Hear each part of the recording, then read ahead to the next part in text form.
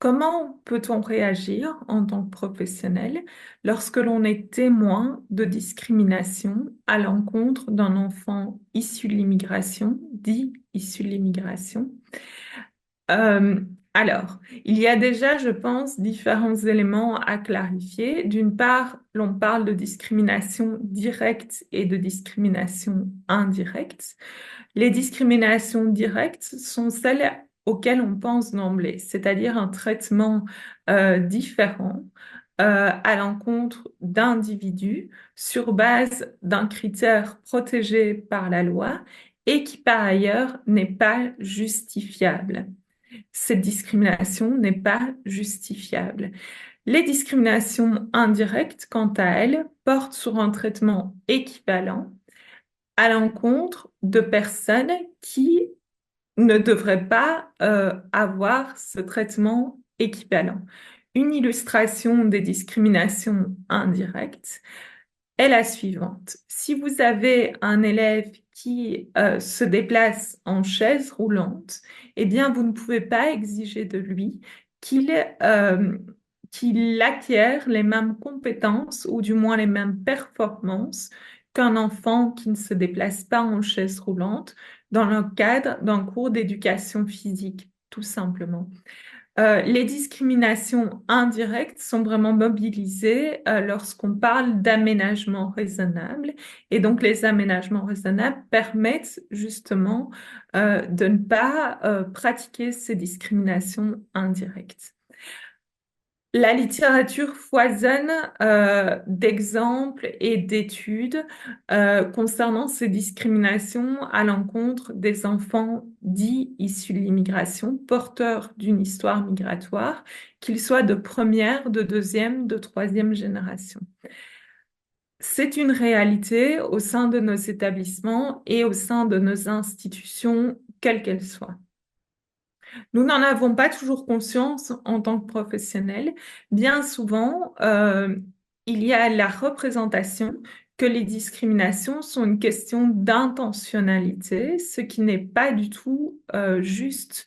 C'est-à-dire que, pour prendre un exemple très concret, un enseignant qui orienterait, qui donnerait un formulaire d'orientation vers le qualifiant concernant des élèves auxquels il présuppose qu'ils ne bénéficient pas d'un soutien scolaire suffisant à la maison, du fait que les parents ne parlent pas le français ou sont issus d'un milieu socio-économique particulièrement défavorisé, eh bien, cet enseignant fait ce conseil de classe, étant donné que ce n'est pas une décision qui se prend seule, fait de la discrimination, même si l'intention peut être tout à fait bienveillante.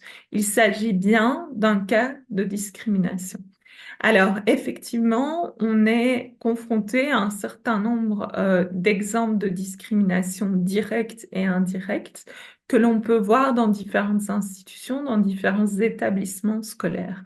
Comment agit-on en tant que professionnel?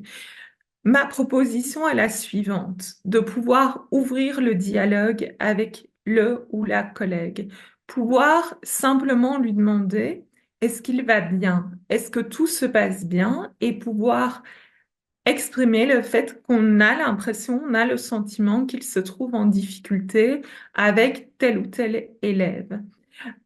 Pouvoir ouvrir le dialogue par rapport à ça permet aux collègues de faire part du fait que oui, ils se trouvent en difficulté et pouvoir expliquer les raisons de ces difficultés, ou du moins ce que lui en perçoit comme raison. Le fait, par exemple, d'être confronté à des élèves qui ne parlent pas bien le français, qui ont un usage de la langue où ils ne comprennent pas, par exemple, certaines consignes, les enseignants, de facto, se retrouvent en difficulté dans ces configurations. Et en tant que collègue, je pense que témoigner de l'empathie peut être tout à fait une première approche légitime et qui permet d'ouvrir le dialogue. Une fois que ceci étant posé, on peut aborder la question des discriminations, mais aussi la question des conséquences des discriminations pour les élèves et autres enfants. et ensuite pouvoir éventuellement en référer à sa hiérarchie, qui elle-même pourra faire appel à des organismes externes si elle le souhaite. Un certain nombre d'organismes proposent des formations sur la question, dont l'IRFAM, entre autres.